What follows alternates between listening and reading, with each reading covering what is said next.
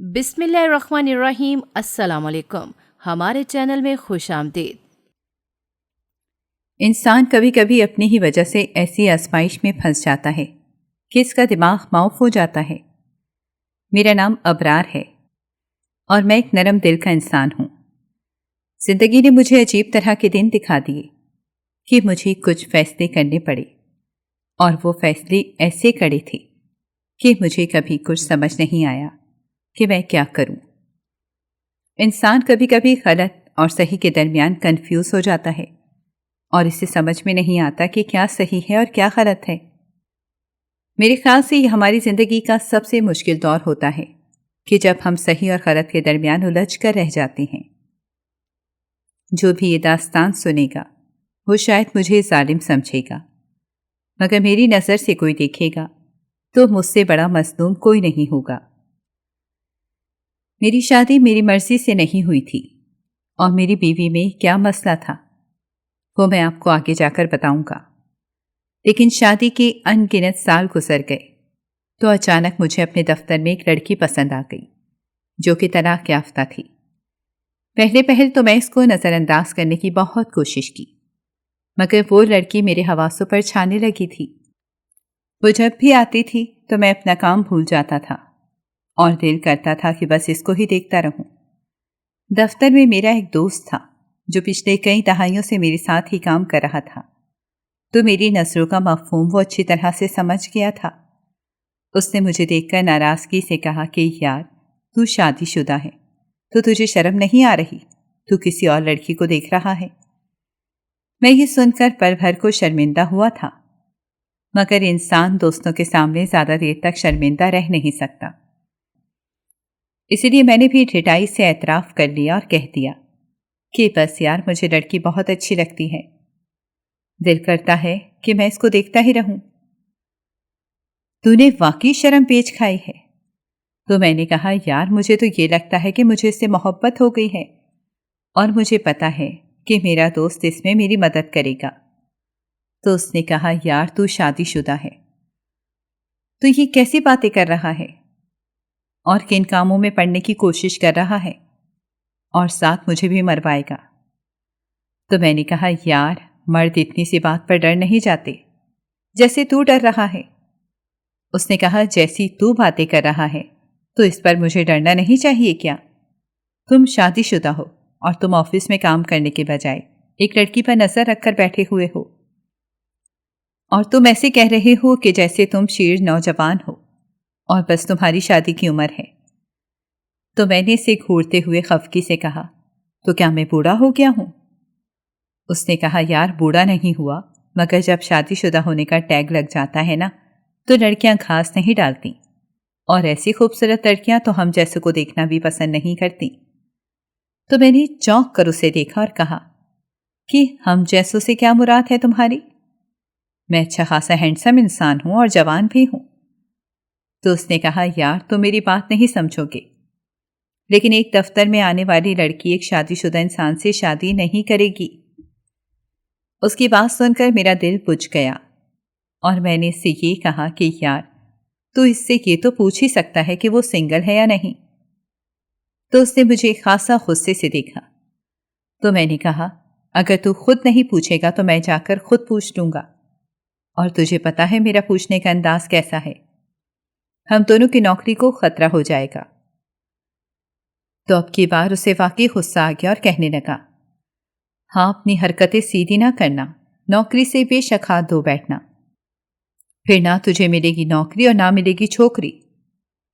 میں گھر آیا اور جب اپنی بیوی کو دیکھا تو مجھے ایک دم سے خیال آیا کہ میں کن راستوں پر چل پڑا ہوں، اور ہماری شادی کوئی عام شادی نہیں تھی، اور میری بیوی کوئی عام عورت نہیں تھی کہ میں کچھ بھی کر سکتا تھا، اور کوئی مجھے پوچھنے والا نہیں تھا۔ ہماری شادی کی گدھا بہت لمبی تھی، اور میں کیوں اس عورت کی طرف لپک رہا تھا اس کا اندازہ بھی آپ کو جلد ہو جائے گا۔ میں جانتا ہوں کہ اس وقت آپ مجھے ہی قصوروار سمجھ رہے ہوں گے اور سوچ رہے ہوں گے کہ کس گھٹیا سوچ کا مالک ہوں کہ بیوی کے ہوتے ہوئے کسی دوسری عورت کی جانب دیکھ رہا ہوں۔ مجھے بھی اس لمحے یہی خیال رہا تھا، लेकिन फिर मैंने सोचा कि कोई बात नहीं, इसका मैं कोई हल निकाल लूंगा। बस एक बार वो लड़की मान जाए। मुझे इससे इस कदर शदीद मोहब्बत हो गई थी कि मैं बता नहीं सकता, और मैं इसका खुद से एतराफ़ भी नहीं कर पा रहा था। यूं लग रहा था कि जैसे मैं कोई गुनाह कबीरा कर रहा हूं। मुझे खुद से और अपनी इस शिद्दत वाली मोहब्बत से डर लगने लगा था।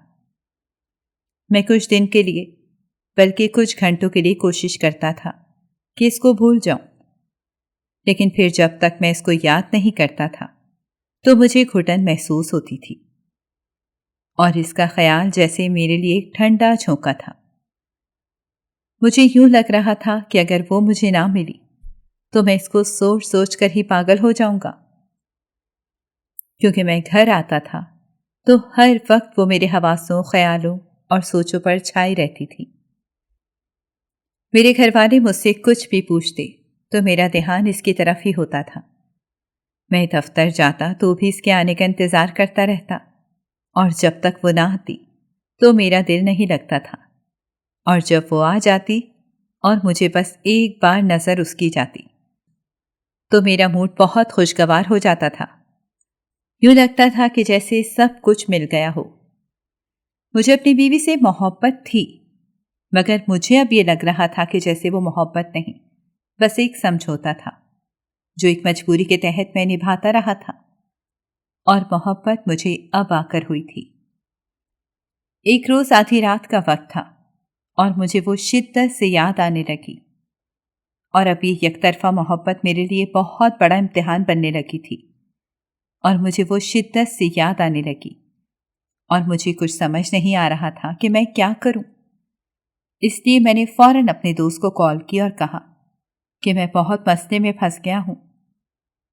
तो वो जो सो रहा था उसकी नींद भागी और परेशानी से उठकर बैठकर कहने लगा, यार क्या हुआ है? तो मैंने कहा, मुझे वो शिद्दत से याद आ रही है। तो जो सो कर उठा था उसका दिमाग अभी सो रहा था, इसीलिए उसने मुझसे पूछा कि किसकी याद आ रही है। तो मैंने बेबसी से कहा कि यार हमारे ऑफिस में जो वाकिया है उसकी। मुझे अच्छी तरह याद है उसने मुझ पर अच्छी खासी लान तान की और कहा कि तुझे कुछ हया है अबरार? इस टाइम अपनी बीवी के पास बैठा हुआ तो किसी खैर औरत के बारे में कॉल करके मुझे बता रहा है कि तुझे उसकी याद सता रही है। यार तू शर्म से भी नहीं मर जाता। मैंने कहा, मैं सच कह रहा हूं। मैंने बेबसी बताई तो उसने कहा कि अच्छा, सुबह दफ्तर में आओ, जो खबर मैं तुम्हें दूंगा ना तो देखना तुम्हारा सारा इश्क कैसे उड़न छू होकर भागता है। तो मैंने कहा, नहीं, मुझे अभी बताओ, मुझे सुबह तक नींद नहीं आएगी। तो उसने कहा कि अगर तूने मुझे अभी कॉल की तो याद रखना मैं तुमको ब्लॉक कर दूंगा, और दफ्तर में भी अगला पूरा हफ्ता नहीं आऊंगा। इसलिए बेहतर है कि तुम अभी सो जाओ और सुबह दफ्तर आओ तो मैं तुमसे बात करता हूं। लेकिन याद रखना, अगर तुमने मुझे एक बार भी कॉल या मैसेज किया तो यकीन करो जो बातें मैंने थोड़ी देर पहले कही हैं मैं इन पर अमल करूंगा, और फिर तुम इस कहानी को खुद ही बैठकर इमेजिन करते रहना। मुझ पर असर हुआ था कि मैंने इसको वाकई में दोबारा कॉल नहीं की। अगली सुबह मैं दफ्तर गया और बेचैनी के साथ इसका इंतजार करने लगा, और मुझे यूं लग रहा था जैसे वक्त नहीं गुजर रहा। और जब वो आया और मुझे थोड़ा बहुत तंग करने के बाद जब उसने मुझे कहा कि जो खबर मैं तुम्हें सुनाने लगा हूं उसकी एसाब का मजबूत होना बहुत ज़रूरी है, तो मैंने उससे कहा कि यार तुम फजूल बातें करना छोड़ो और मुझे बताओ, मेरे एसाब बहुत मजबूत हैं। और फिर उसने मुझे ऐसी खबर दी जिसने मुझ पर ऑफिस की छत ही गिरा दी थी।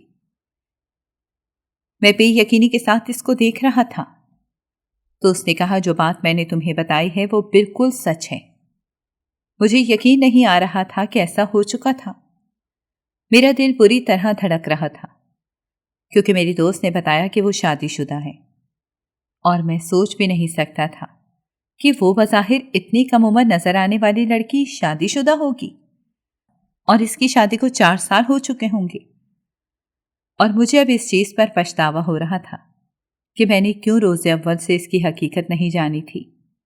اگر جان لی ہوتی تو شاید مجھے اتنی اذیت نہ ہوتی جتنی کہ مجھے اب ہو رہی تھی، اور مجھے یوں لگ رہا تھا جیسے میں ڈپریشن میں چلا جاؤں گا۔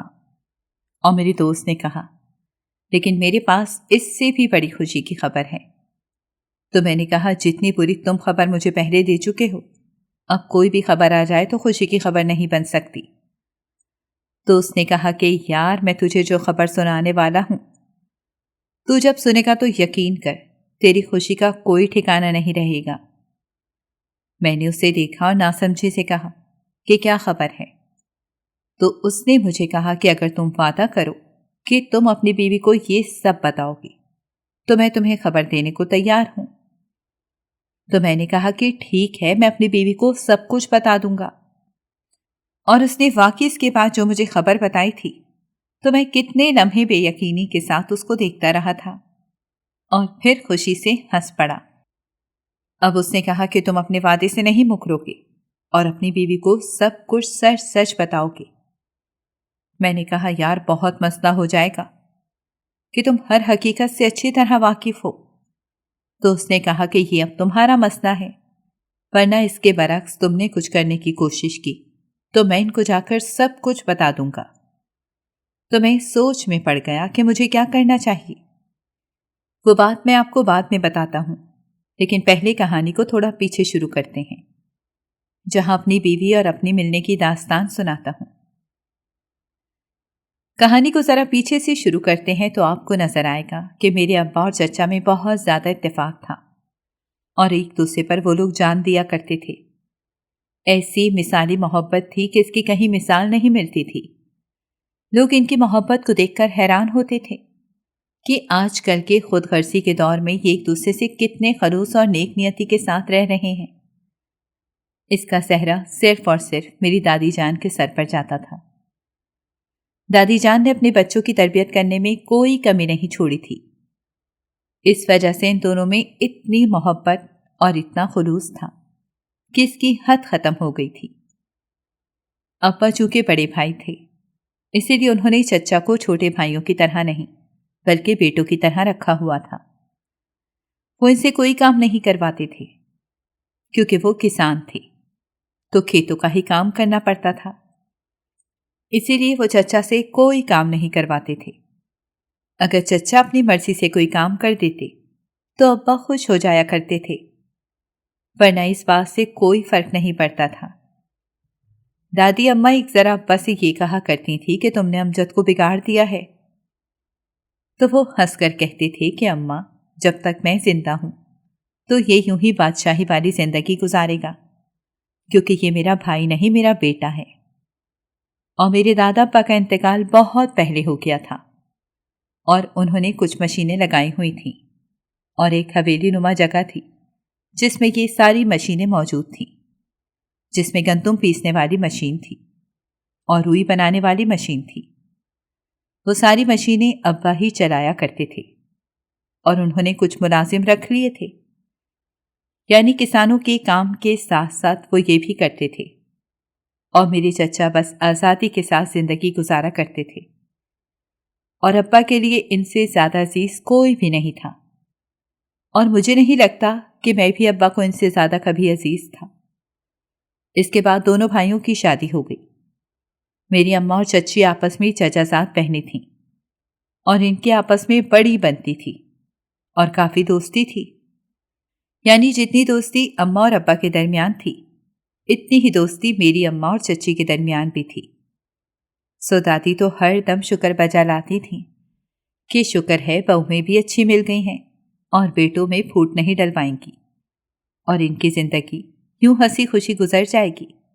مگر ان کو کہاں معلوم تھا کہ وقت ان کو کس طرح سے آزمانے والا ہے۔ ابا والوں کا اپنا ٹریکٹر تھا اور چاچا کو چلانے کا بہت شوق تھا۔ ابا ان کو منع کیا کرتے تھے اور کہتے تھے کہ اس کام کے لیے میں نے لوگ رکھے ہوئے ہیں تو تم کیوں یہ کرتے ہو؟ لیکن چچا کو یہ کام کرنے کا بہت شوق تھا، اور وہ صرف چلاتے ہی نہیں تھے بلکہ اس کو 2 ٹائروں پر چلانے کی کوشش کرتے تھے، یعنی اس کے 2 اگلے ٹائر اٹھا کر پچھلے 2 ٹائروں پر چلاتے، اور جس کو پلنگ کہتے ہیں وہ کرتے تھے۔ सब इनकी उल्टे कदम पर डांटने के बजाय बड़ा सराहा करते थे। अलबत्ता अब्बा इनको इस बात से शिद्दत से मना करते थे कि बुरे वक्त का पता नहीं होता, कहीं डायरेक्टर उलट गया तो खुदा न ख्वास्ता तुम्हें कुछ हो जाएगा। चचा की एक बेटी थी और मैं भी इकलौता बेटा था और सबका बहुत लाडला था, और इस तरह वो भी बहुत लाडली थी। एक दिन एक अजीब सी बात हुई कि दादी ने चची जान से कहा कि असर के वक्त तुम बाल मत खोला करो, इससे सुहाग पर बहुत से मसले आते हैं। तो चची ने नासमझी से देखा और कहा, क्या कह रही हैं? तो कहती हैं, हाँ मैं सच कह रही हूं कि सुहाग पर मुसीबत आ जाए। तो चची ने कहा, ऐसा कुछ भी नहीं होता, ये सिर्फ आपकी बनाई गई बातें हैं। तो दादी ने कहा, बड़ों की बातों में कोई ना कोई राज होता है। मगर चची ने कोई कान नहीं धरे थे, मगर इनको कहाँ मालूम था कि मुसीबत इनका पीछा कर रही है।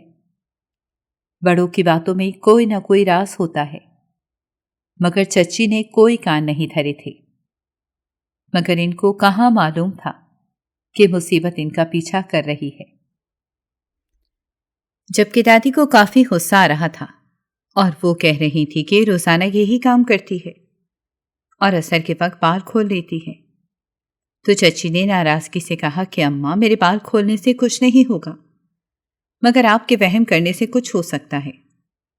उस दिन चचा जमीनों पर ट्रैक्टर लेकर गए और उस रोज अब्बा भी घर पर नहीं थे कि इनको किसी और का डर होता, क्योंकि अब्बा से वो थोड़े डरते थे और वन विलिंग नहीं करते थे। जब अब्बा घर पर नहीं होते थे तो वो अपनी ये हसरत पूरी करते थे कि ट्रैक्टर को 2 टायरों पर चलाकर वो पता नहीं कौन सी तस्कीन हासिल करते थे। हालांकि इनको पता था कि ये मौत के कुएं में मोटरसाइकिल चलाने के बराबर है, बल्कि इससे भी ज्यादा खतरनाक है। लेकिन वो शायद खुद को खतरों का खिलाड़ी समझते थे और इनको लगता था कि इनको तो कुछ भी नहीं हो सकता और वो इस काम में माहिर हो सकते हैं। लेकिन क्या मालूम था कि मुसीबत कैसे इनका इंतजार कर रही है। उस रोज बारिश हुई थी और जमीन बहुत गीली थी, और जब उन्होंने पिछले टायरों पर ट्रैक्टर को चलाने की कोशिश की, थोड़ी देर तो ट्रैक्टर चला, लेकिन उसके बाद वो फंस गया और चचा इस बात पर खुश हो गए कि अब इनको ये करते हुए बहुत मजा आएगा। और जब उन्होंने फुल स्पीड की और 2 टायरों पर ट्रैक्टर को चलाने की कोशिश की तो ट्रैक्टर उलटकर उन पर ही गिर गया। सबको समझ नहीं आया था कि ये क्या हुआ है, और जब सब वहां पहुंचे तो वो मुकम्मल तौर पर ट्रैक्टर के नीचे आ चुके हुए थे। घर खबर पहुंची तो सब परेशान वहां पहुंचे। पापा तो किसी दूसरे शहर में गए हुए थे। इनके तो ख्वाब व ख्याल में भी नहीं था कि इनका भाई इस वक्त किस मुसीबत को गले लगा चुका है। सबने इनको जब ट्रैक्टर से निकालने की कोशिश की तो तमाम कोशिशें बेकार चली गईं, क्योंकि ट्रैक्टर बहुत वजनी था। और फिर मदद के लिए क्रेन वगैरह मंगवाई गई, जिसकी मदद से ट्रैक्टर को पीछे किया गया, मगर बहुत देर हो चुकी थी। इनको अस्पताल लेकर गए एक उम्मीद के तहत, मगर सबको मालूम हो चुका था कि अब कुछ नहीं हो सकता, क्योंकि जितनी देर वो इसके नीचे रहे थे तो अगर वो जिंदा बच जाते तो कोई बहुत बड़ा मुआवजा ही हो सकता था। क्योंकि जितनी देर वो इसके नीचे रहे थे, अगर वो जिंदा बच जाते तो कोई बहुत बड़ा मुआवजा ही हो सकता था। और ऐसा ही हुआ कि थोड़ी ही देर में एम्बुलेंस आई और इसके बजाते सायरन ने सबको साकित कर दिया था।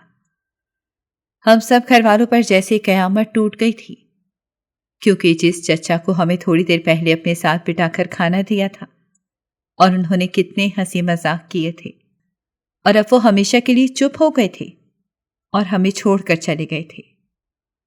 मुझे ज्यादा कुछ नहीं याद, बस दादी का वो रोना याद है और चची का बेहोश होकर गिरना भी मेरी आंखों में थोड़ा थोड़ा अक्स बाकी रखता है।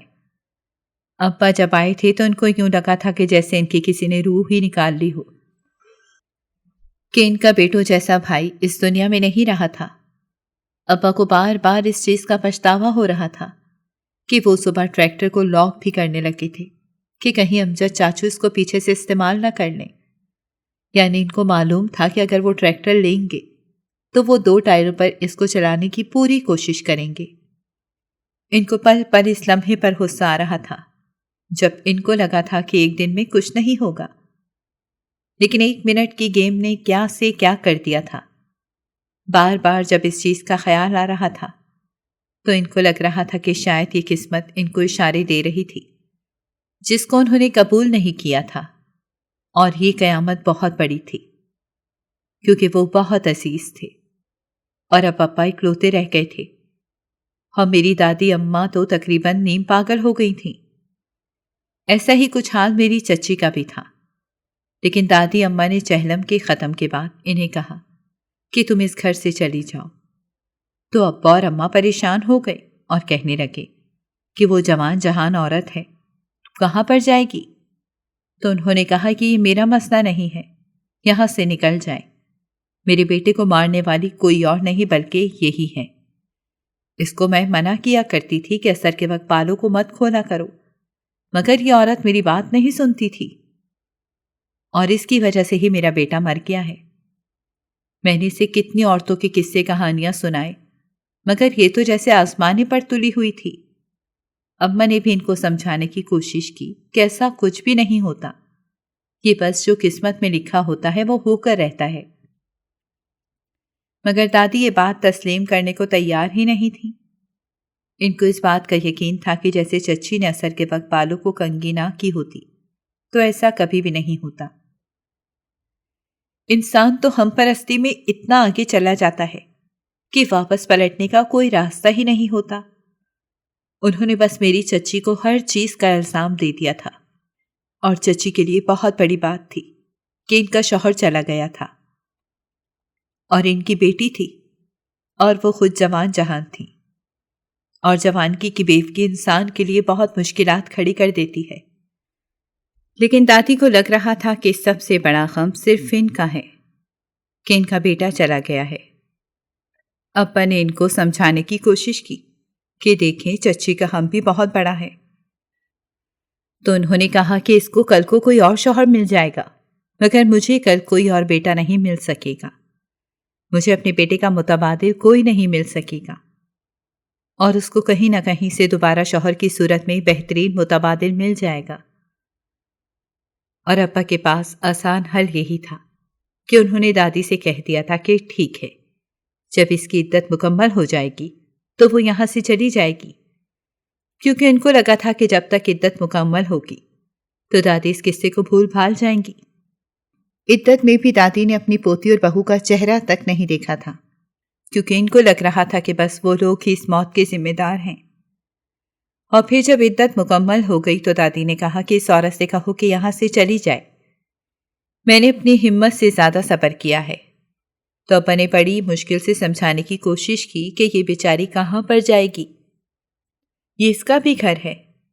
تو دادی اماں بھیپرے ہوئے کہا کہ پھر ٹھیک ہے، اگر یہ اس کا گھر ہے تو میں یہاں سے چلی جاتی ہوں، اور یوں بہت سی مشکلات کھڑی ہونے والی تھیں۔ تو ابا کو معلوم ہو گیا کہ چچی کو اب وہ کبھی بھی قبول نہیں کریں گی، تو اس کا حل یہی تھا کہ وہ واقعی میں یہاں سے چلی جائیں۔ گو کہ یہ آسان نہیں تھا، کیونکہ فضیلہ ابا کو بہت عزیز تھی، کہ وہ ان کے اکلوتے بھائی کی بیٹی تھی اور اس کی آخری نشانی تھی۔ لیکن دادی نے کہا کہ وہ اس کو بھی لے جائے اور بس یہاں سے چلی جائے۔ تو پھر ابا نے چچی سے بات کی اور کہا کہ میں نے اماں کو بہت سمجھانے کی کوشش کی ہے، مگر وہ یہ بات سمجھنے کو تیار نہیں ہے کہ یہ سب قسمت کا لکھا ہوا تھا۔ انہیں بس اس چیز کا وہم ہے کہ جیسے یہ سب آپ کی وجہ سے ہوا ہے، اور اس وجہ سے وہ بہت بیمار رہنے لگی ہیں، اور ان کے دماغ پر بھی اثر پڑ چکا ہے۔ اگر آپ مسلسل ان کے سامنے رہیں تو وہ اپنا ذہنی توازن مکمل طور پر کھو دیں گی۔ مجھے امید ہے کہ آپ میری بات سمجھیں گی۔ ابا نے بات کی اور کہا کہ میں آپ کے میکے والوں سے بات کرتا ہوں کہ آپ کو لے جائیں گے۔ آپ جوان جہان ہیں، آپ کی کہیں بھی شادی کر دیں، بس اللہ پاک آپ کو خوش رکھے۔ اور اس کے بعد ان کے میکے والوں سے بات کی گئی تو وہ انہیں آ کر لے گئے، اور یوں ہمارا ان کے ساتھ تعلق مکمل طور پر ختم ہو گیا، کیونکہ دادی کو ان سے ملنا ملانا بالکل بھی پسند نہیں تھا، کیونکہ وہ جب بھی ملتی تو ان کو دورے پڑنے شروع ہو جاتے تھے، اسی لیے ابا نے ان سے ملنا مکمل طور پر ختم کر دیا تھا۔ ویسے بھی انسان کو کوئی کتنا ہی عزیز کیوں نہ ہو، تو یہ سچ ہے کہ آج مرے اور کل دوسرا دن، سب اپنی اپنی زندگی میں مصروف ہو گئے تھے۔ اور پھر کچھ سال گزرے تو ابا بھی ماشاءاللہ جوان ہو چکے تھے۔ ایک بار یہ ہوا کہ اماں لوگ کہیں گئے تو وہاں پر انہوں نے چچی کو دیکھ لیا اور بہت زیادہ خوش ہوئے، جبکہ چچی ان کو دیکھ کر بہت پریشان ہو گئی تھیں، کیونکہ ان کو اس چیز کا ڈر لگ رہا تھا کہ وہ کہیں مجھ سے فضیلہ کو چھین نہ لیں، جبکہ اماں اور ابا کو یہی لگ رہا تھا کہ فضیلہ کا یہ گھر ہے اور اس پر اس کا حق ہے، سو اس کو واپس اپنے گھر آ جانا چاہیے۔ اسی لیے انہوں نے چچی سے بات کی اور کہا کہ بے شک آپ کے ساتھ زیادتی ہوئی ہے، لیکن فضیلہ کا وہ گھر تھا اور ہم نے بہت کوشش کی تھی کہ اماں مان جائیں، لیکن وہ بس اس ٹائم اپنے صدمے میں تھی، اسی لیے ہم یہ چاہتے ہیں کہ فضیلہ واپس اپنے گھر آ جائے۔ تو انہوں نے کہا کہ یہ اب ممکن نہیں ہے، کیسے واپس آ سکتی ہے کہ میں اپنی بیٹی کو خود سے دور نہیں کر سکتی، اور اب میری یہاں شادی ہو چکی ہے اور میں واپس تو نہیں آ سکتی۔ اور اماں اور ابا مایوس لوٹ آئے تھے اور ان کو کوئی حل نظر نہیں آ رہا تھا، لیکن ابا یہ بات دل سے چاہتے تھے کہ فضیلہ اس گھر میں واپس آ جائے، کیونکہ اتنے سالوں بعد اس کو دیکھنے کے بعد وہ روئے تھے کہ ان کے اکلوتے بھائی کی اکلوتی اولاد میں جانے کیسی کیسی مصیبتیں دیکھی ہوں گی، کیونکہ اس کو دیکھنے کے بعد ان کو اتنا تو اندازہ ہو گیا تھا کہ وہ مالی طور پر اتنے مضبوط نہیں تھے، تو اس نے پتہ نہیں کتنی خواہشات کا قتل کیا ہوگا، اور پتہ نہیں اس گھر میں اس کے ساتھ کیسا سلوک کیا جاتا ہوگا۔ انسان چاہے کتنا ہی بڑا ظرف کیوں نہ ہو، مگر سگے اور ستیلے رشتوں کی ڈور میں الجھ ضرور جاتا ہے۔ خیر ہوا کچھ یوں کہ میری بہن نے ابا کو یہ مشورہ دیا کہ کیوں نہ ہم بھائی کی شادی فضیلہ کے ساتھ کر دیں، تو میں نے اس بات پر اچھا خاصا اعتراض اٹھایا تھا۔ میں نے ابھی اس کو دیکھا ہوا نہیں تھا، لیکن میں یوں کسی بھی لڑکی سے شادی نہیں کرنا چاہتا تھا۔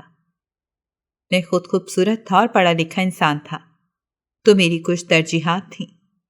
ابا نے جب مجھ سے بات کی تو میں تو ہتے سے اکھڑ گیا اور میں نے کہا میں بالکل بھی نہیں کروں گا۔ ابا رو پڑے اور کہنے لگے کہ میں اپنے بھائی کی نظروں میں گر چکا ہوں، اور تم کیا چاہتے ہو کہ روز قیامت جب وہ مجھ سے اپنی بیٹی کا پوچھے تو میں ناکام ہو جاؤں؟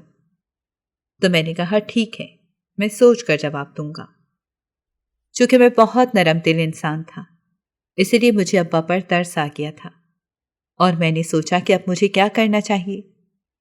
میرے پاس کوئی حل نظر نہیں آ رہا تھا، اسی لیے میں نے اماں سے بات کی تو وہ کہنے لگی کہ بیٹا، باقی گھر پر اور یہاں کے لوگوں پر اور مال و دولت پر اس کا حق تھا، اور اس کے ساتھ زیادتی ہوئی ہے کہ اس نے ساری زندگی محرومی میں گزاری ہے، اسی لیے اگر تم شادی کر لو گے تو تمہارا ہم پر بہت احسان ہوگا، اور یوں سمجھو کہ ہمارے تمام وہم نکل جائیں گے کہ ہم نے اس کے ساتھ ناانصافی کر دی ہے۔ کافی دن سوچنے سمجھنے کے بعد میں نے اس سے شادی کی، لیکن میں نے اسے نہیں دیکھا تھا۔ ابا نے مجھ سے یہ بھی وعدہ لیا تھا کہ میں اس کو کبھی کوئی دکھ نہیں دوں گا اور نہ ہی اس کو کبھی چھوڑوں گا، اور جب میں نے اسے دیکھا تو میرا منہ کھلے کا کھلا رہ گیا۔ وہ بالکل بھی خوبصورت نہیں تھی، وہ بہت کالی کلوٹی تھی۔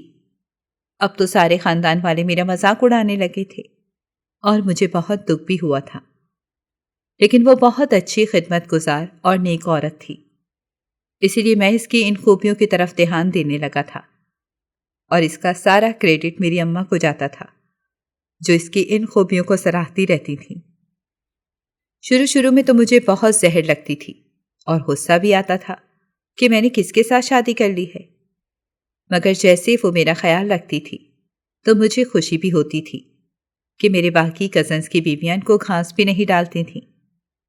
تو اماں نے مجھے کہا کہ بیٹا، رنگ میں کچھ بھی نہیں رکھا، انسان کا کردار اور اخلاق اچھا ہونا چاہیے، اور وہ تمہیں سر آنکھوں پر بٹھا کر رکھتی ہے تو یہ تمہاری خوش قسمتی ہے۔ دھیرے دھیرے وہ مجھے اچھی لگنے لگی تھی، اور پھر آہستہ آہستہ مجھے یوں لگا کہ جیسے مجھے اس سے محبت ہو گئی ہو، کیونکہ وہ بے شک کالی کلوٹی تھی مگر اس کے اندر کشش بہت تھی۔ اور پھر سب سے بڑا مسئلہ اس دن ہوا جب ابا نے ہماری تمام جائیداد اس کے نام کر دی، اور میں حیران رہ گیا کہ ایسا کیسے ہو سکتا ہے۔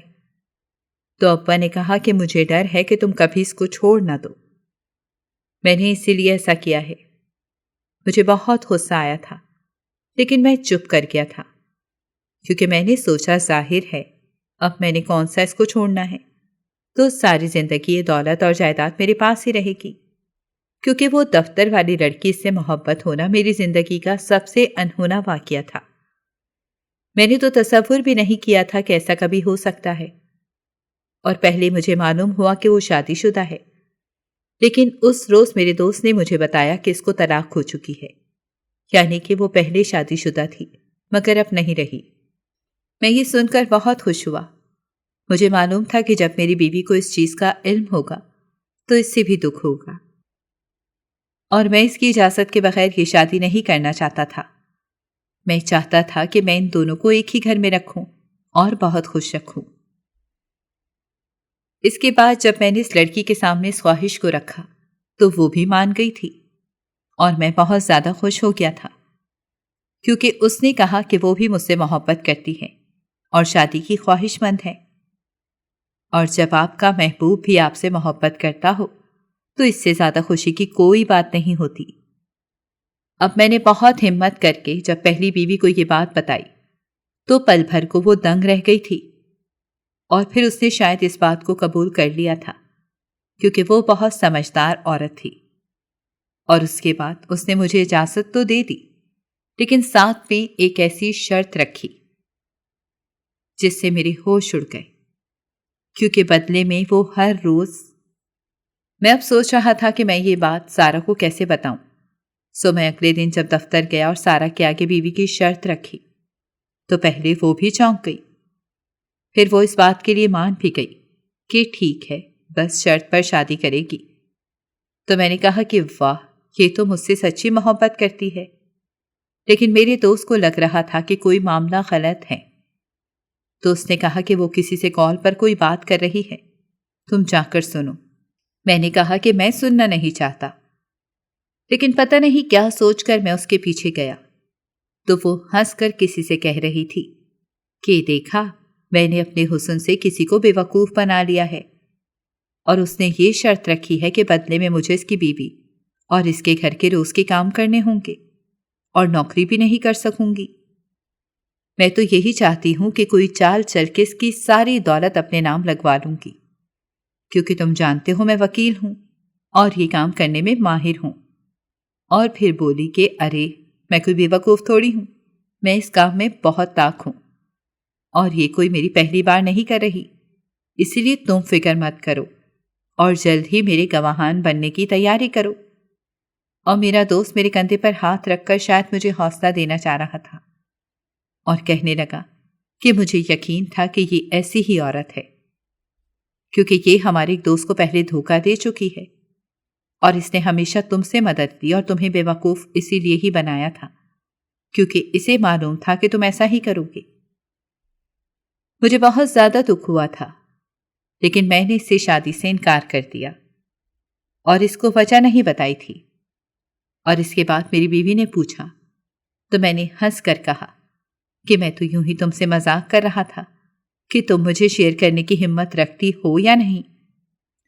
تو اس نے کہا کہ شیئر کرنے کا تو معلوم نہیں، لیکن میں نے اللہ سے کہا تھا کہ مجھ پر میری ہمت سے زیادہ بوجھ مت ڈالنا، اور اس نے میری دعا سن لی۔ تو میں مسکرا دیا اور سوچا کہ کسی کا حسن دیکھ کر میں ڈگمگا گیا تھا، لیکن اس کا کردار نہ ہوتا تو میرا پتہ نہیں کیا ہوتا۔ ہم مرد بڑے عجیب ہوتے ہیں، ہمارے گھر میں کتنے ہی وفادار عورت کیوں نہ بیٹھی ہو، ہم باہر منہ مارنے سے باز نہیں آتے۔ میں حسن پرست تھا تو اسی لیے اس عورت کے پیچھے چلا گیا تھا، لیکن جلد ہی مجھے عقل بھی آ گئی تھی، اور میں اپنی بیوی سے کبھی نہیں پوچھ سکا کہ اس نے یہ کام کرنے والی شرط کیوں رکھی تھی، کیونکہ اس نے شاید یہ سوچا ہوگا کہ یہ شرط سن کر وہ لڑکی انکار کر دے گی، مگر اس کو کہاں معلوم تھا کہ قسمت اس کا کتنا ساتھ دے رہی ہے۔ آپ کو میری زندگی کی یہ کہانی کیسی لگی؟ کیا آپ کسی ایسے انسان کو جانتے ہیں جس کی عام سی بیوی ہو اور اس نے اس کو چھوڑ کر خاص کی تلاش کی ہو، مگر اسے عام سے بھی عام عورت ملی ہو۔ کیا آپ کے خیال میں ہی قصوروار ہوں؟ اپنی رائے سے ضرور آگاہ کیجیے گا۔